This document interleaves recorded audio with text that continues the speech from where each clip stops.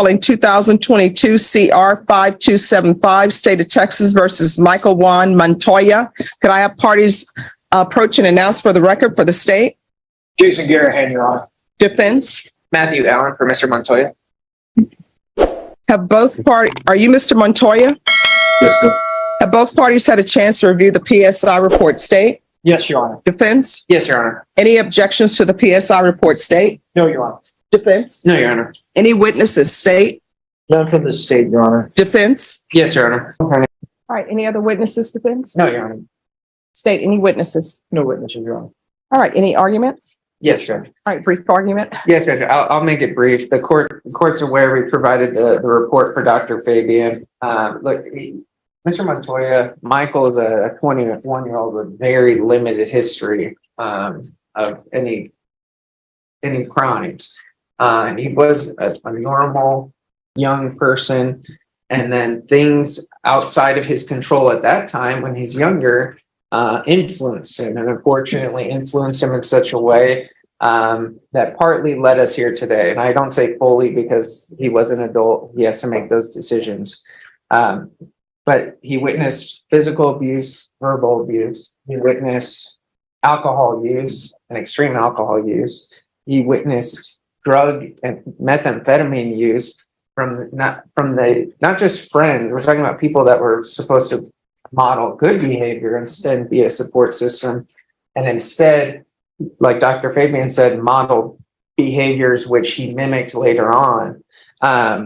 If we look at his statement in the PSI, now that he's been in custody, he's had time to reflect, we've gone over things.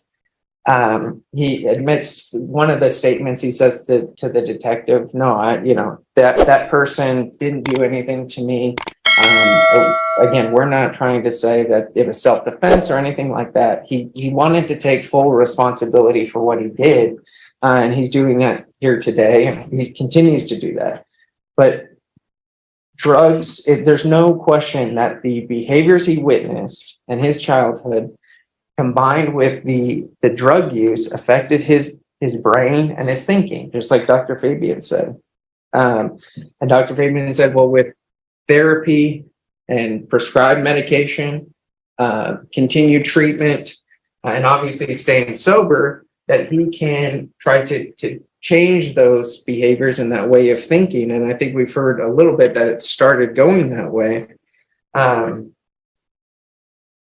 Again, I think just the biggest thing is that he, from a young age, he has outside influences that were not even just neglect, but showing him the absolute wrong things to do at a young age, and how that impacted and influenced him to create mental health problems that went undiagnosed, that his parents never sought treatment for, that he never got treatment for until we were here today, until he was seen in the Bexar County Jail. There were some warnings from the continued methamphetamine use, and Michael's very honest with his drug and alcohol use, because he knows he needs to be, not only because we're in court, but because he wants and needs to get help and treatment at some point. And I think he's talked about getting an education, finishing high school, continuing to try to seek treatment while he's in prison, because obviously that is where we know that he's going to go under this plea bargain agreement. But again, I think just listening to Dr. Fabian and at a young age, it's easy to say, well, you were young and your sister's fine, so why can't you be fine? But that's not the way the world works. I never do that. That's not, I appreciate that. It's not the way everybody's brain works and develops. And so unfortunately, we're here today. He's very remorseful. He's very sorry for what he did. There's no getting around that. But we did want to bring the court some other things that were going on. We asked the court to take that into consideration and sentence Michael to 15 years. All right, state. Your Honor, for one, the defendant, we saw the photos that were presented to the court, and I know that is a snapshot, literally a snapshot of his childhood. But yet there are photos of his childhood, of him growing up, that he had some type of support system through grandparents and other individuals in his life. But he chose, yes, at a young age, not to proceed and take advantage of those people. What he chose to do is drop out of school and cut class and drink alcohol, use marijuana, and things that were detrimental to his mental health, anybody's mental health for that matter. For the fact is even in Dr. Fabian's report, he didn't start using methamphetamines and Xanax to the age of 18 at the time that he was an adult. So that at that point, Your Honor, he's making adult decisions that were detrimental to himself, not because of PTSD, not because of ADHD, because he chose to take the easier way and he wanted to go have drinks. He wanted to go smoke marijuana. The day of, he smoked marijuana with his mom's boyfriend. The day of, he just chose to do methamphetamine. That caused him to be voluntarily intoxicated, that he chose that path. So the fact that defense is asking for a sentence of 15 years is not appropriate in this case. 35 years in this type of case is appropriate because this person chose to go down the path he chose. Granted, everybody has their childhood, everybody has their past. If you really look at what the doctor said and what his parents said, yes, there was some violence in the household. There was substance abuse in the household. But there's many people sitting in this courtroom today that chose different paths. And some of them are on a rocky road. But the fact is they haven't murdered somebody and shot them in the head when that individual is just there to help them. And Mr. Butler was there to help. He was there helping, and he was a plumber. And this is the victim in this case. And that's just a tragedy right there, is that this individual is out there helping late at night, trying to get this house renovated. And this individual decides to get intoxicated off of meth, Xanax, and drinking and marijuana, and shoots him just blindly behind the head. And that right there, Your Honor, deserves a 35-year sentence. Thank you. All right. So, Mr. Montoya, I want you to know that I listened to everything that's brought before me, and I consider all the evidence that's brought before me. I mean, do you deserve an apology? Yes. And you know why you deserve an apology? Because you had horrible parents in your life. Your mom, horrible parent, still a horrible parent to this day, using meth with you.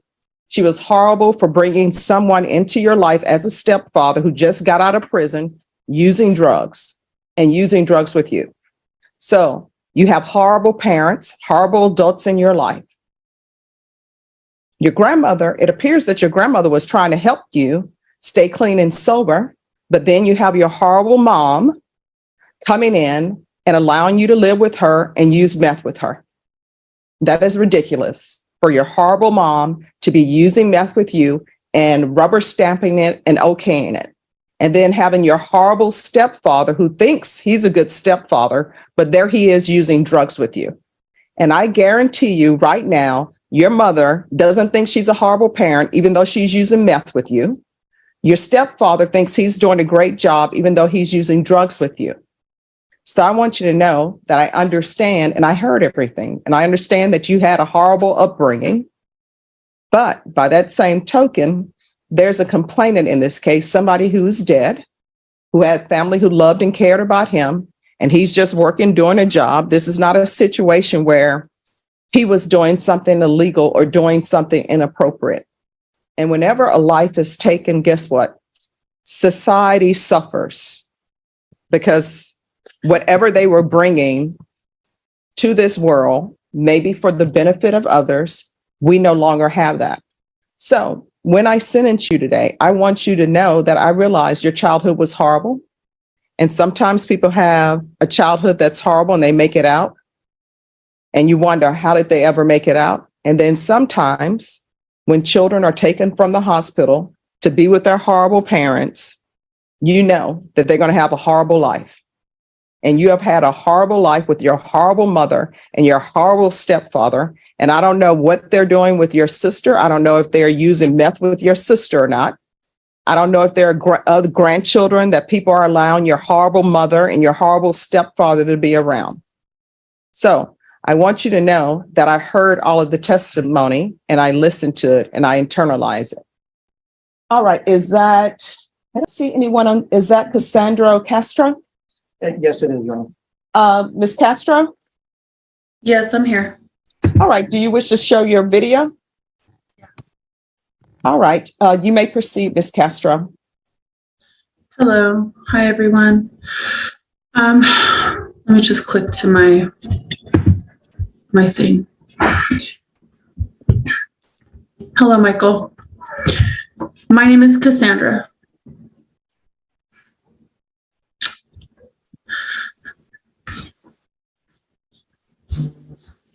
Sorry.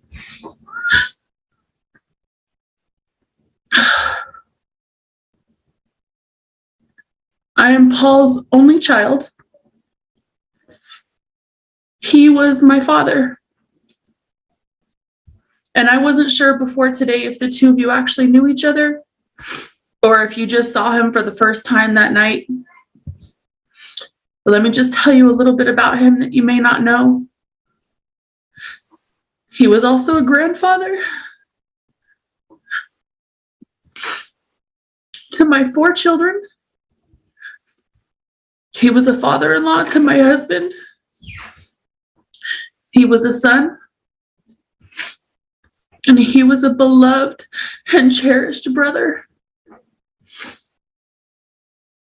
He was an uncle, a cousin, and a friend to everyone who knew him. My dad was not perfect, but he was loved by so many.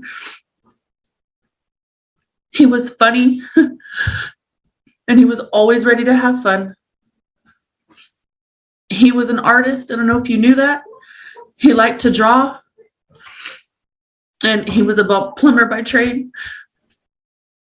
He is so missed by everyone in our family. And not being able to talk to him is not an easy thing. When I heard how old you were, my heart was broken.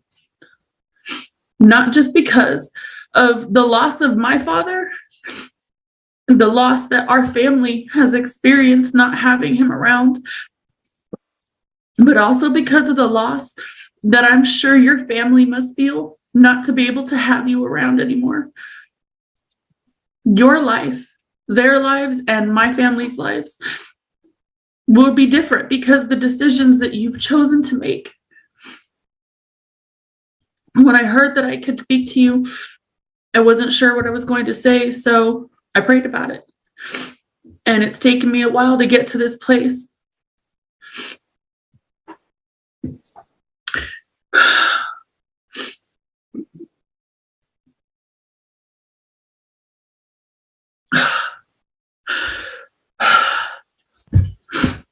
It's taken me a while to get here, but I want you to know that I forgive you for taking my father's life. That wasn't an easy choice for me to make, but I want you to know that. And it's taken a lot of prayers and tears and countless nights with Jesus to get me there. I was supposed to write a statement about how my father's death has affected me and my family.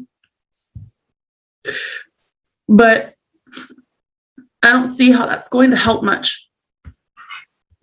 What's going to help me heal is Jesus, and he'll walk me through every stage of healing that I need, and that's between him and I.